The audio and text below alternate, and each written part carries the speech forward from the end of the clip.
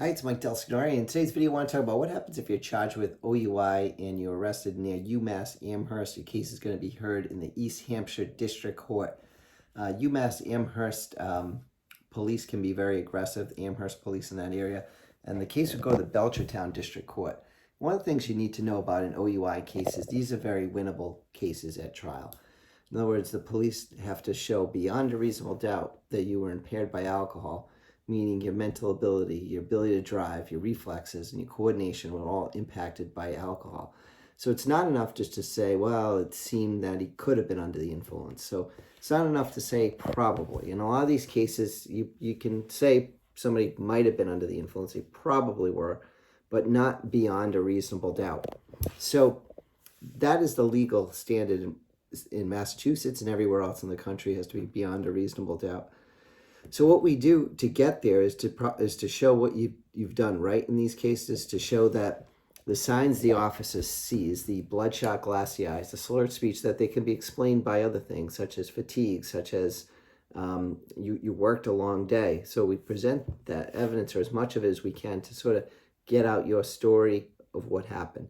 Now, there's two ways to get out somebody's story in an OUI case. One is through the officer, and that's the top way to do it, where we don't need you to testify, where we can get the information through what you told the officer at booking, through reasonable inferences, or through cross-examination of the police officer. Next way, and sometimes if the case is stronger for the government, in other words, sometimes we have some evidence that we really need to rebut, then you might need to testify, and that's when you'll get up on the stand and explain your version, or some witness for you will kind of give more information that's not available through the officer. So that can rebut some of these observations. Sometimes we can do that with medical records. And the nice thing about medical records, let's say you hurt your back or you have a knee injury. You don't need to get up on the stand to say that. Medical records are admissible in Massachusetts under a statute called 233 Section 79G. So as long as we get the doctor to certify the records, and most medical offices will do that, then the records are admissible. The doctor doesn't even have to come to court to testify, and most doctors obviously would be very expensive to get into court. So we can sort of get your information in front of a judge or jury through the medical affidavit law. Additionally, part of the evidence in the case against you is going to be field sobriety tests, such as a one-leg stand, 9-step walk and turn. These tests are not accurate tests. In other words, there's a lot of reasons why somebody can't balance on one leg or walk out 9 steps perfectly and take 9 back. Just think about it in your everyday life. You give your kids instructions, or you give your spouse instructions. You tell them how to do something. Does everyone in your life who you tell how to do something do it correctly on the first try?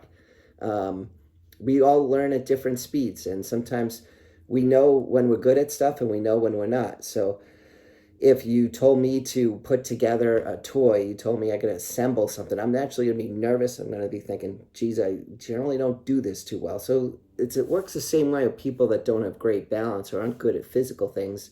The officer says balance on one leg. Mentally, they're already checking out, geez, my freedom's going to depend on my balance, my coordination. So there's anxiety, there's fear, there's nervousness being in front of an officer, all that impact these exercises.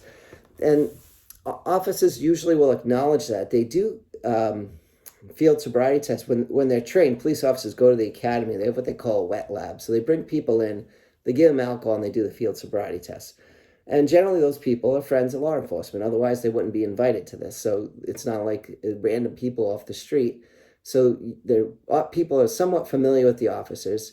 They know they're not being arrested, and the officers practice the field sobriety tests. Well, that eliminates the most important factor, or a major factor in how people do, is the nervousness, the thought that if you don't do well, you don't perform, you're going to be placed under arrest.